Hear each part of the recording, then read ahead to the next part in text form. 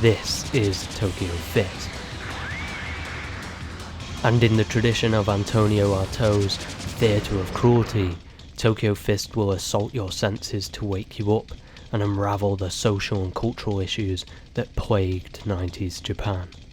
It's a visceral film that leaves you no time to recuperate or recover. The camera and the editing take on a physicality that feels aggressive, angry, and full of rage, taking the form of a narrative revolving around two high school friends who rekindle their past trauma through a bizarre love triangle. The film spirals into a world of violence, chaos, and suffering as Tsukamoto moves away from fantasy and science fiction to tell this gritty, character-driven story. The frantic camera style and aggressive editing remains, however, as Tsukamoto creates one of the most memorable explorations of boxing that cinema has ever seen.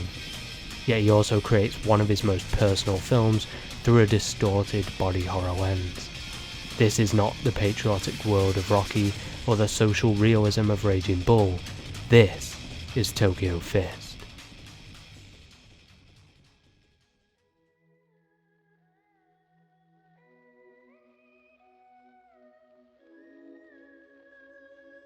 The story of Tokyo Fist is relatively straightforward.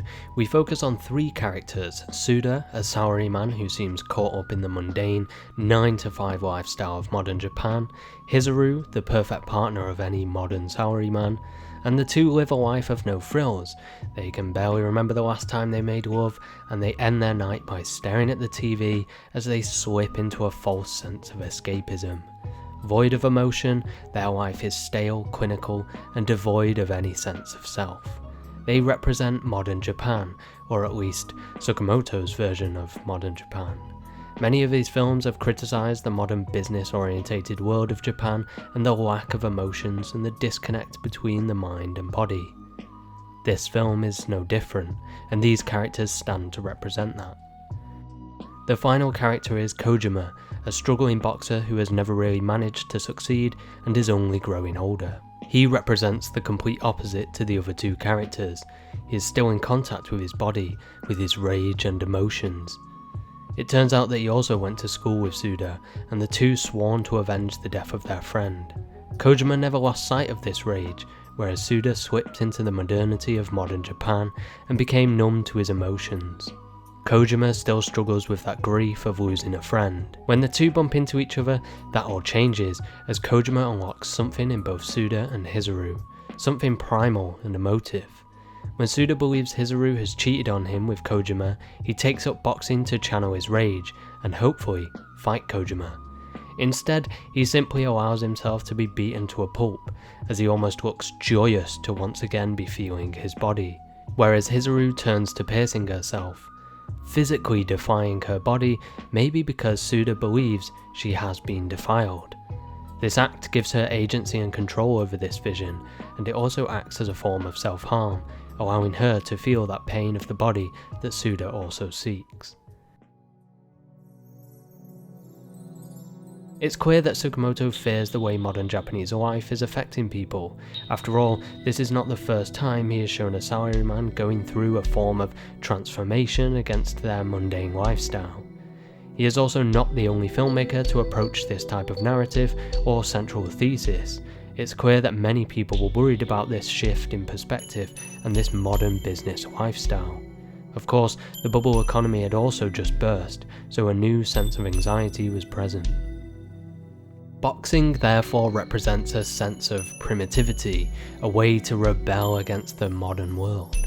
In American films, typically, although not always, boxing is often a way to physically overcome problems, a way to allow a hero to physically confront their problems.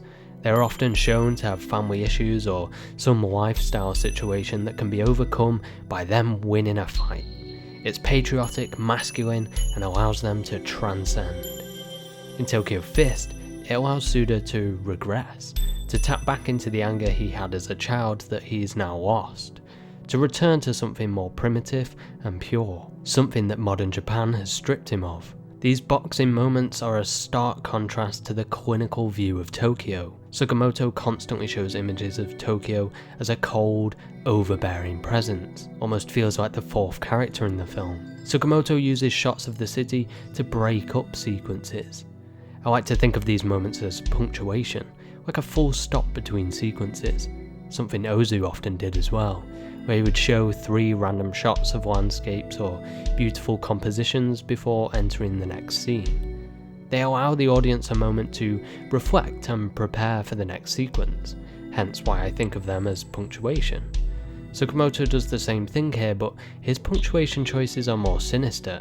They feel overbearing. We end a close character moment to see the insignificance of Suda against the large buildings of Tokyo.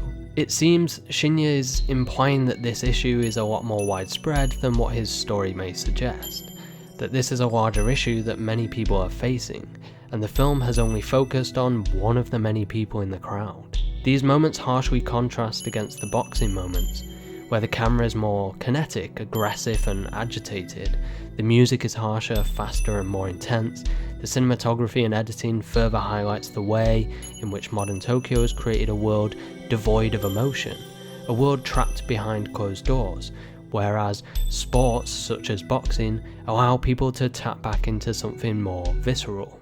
Yet Tsukamoto never glamorizes the boxing. He's not saying this is something you should do to overcome the modern life of Tokyo. He shows it as dangerous, yet he seems to suggest that this modern life could easily turn people to violent outbursts such as this. Interestingly though, the boxing element of the film also has a personal touch for Tsukamoto, which I think is pretty worth exploring as well. In the film, the 2 lead male roles are performed by Shinya Tsukamoto himself and his brother, Kōji Tsukamoto. The two were often the stars of Shinya's childhood films, but this was the first time that Kōji had acted since being in those amateur works. Kōji was, in real life, an amateur boxer as well. He actually inspired the core essence of this film. During his younger years as a boxer, Kōji experienced many interesting characters and situations that he was encouraged to write a book about. Shinya was adamant that he should instead let himself turn it into a film with him, which did eventually become TOKYO FIST, although the end result resembles little of the earlier ideas and concepts that were drawn from Kōji's experiences. The most interesting aspect is that the film itself takes the shape of 2 males reconnecting after having drifted apart since high school. Shinya and Kōji had a very similar experience. One trained to be a prominent chef and the other risked everything to be a director. Kōji gave up his job to star in this film, and for months and months, the two worked 7 days a week to get the film done. It was the most time they'd ever spent together, it was the closest they would ever be. As a result, not only did the film have the 2 brothers portraying characters that are rekindling some sense of a relationship, it was also happening off screen.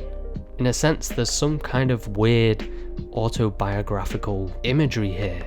2 males reconnecting was happening in real life and in the film. In Tom Mez's book on Shinya Tsukamoto, he details how Shinya actually used the film to help his brother overcome his desire to step back in the ring. His family were so worried that Kōji would hurt himself by having another fight that the film stood as a way to feed that desire for him, to give him a purpose to train again, and had him orchestrating the fight choreography and much more. Does the final film sequence where Kōji gets beaten to a pulp act therefore as a warning of what could happen? Does it stand to say you could win, but at what cost? A deterrent for his own brother? It's hard to say, but this film seems to tap into a variety of fears for Tsukamoto. It channels his rage and fear into a kinetic piece of cinema that ultimately speaks about wider societal issues and anxieties by toying with genres, ideas and themes, whilst showing one of the most visceral interpretations of boxing that cinema has ever produced. It speaks about wider society, yet also speaks about Tsukamoto's real life. TOKYO FIST is without a doubt one of the most important films to come out of the 1990s, and a must-watch film for any fans of Japanese cinema.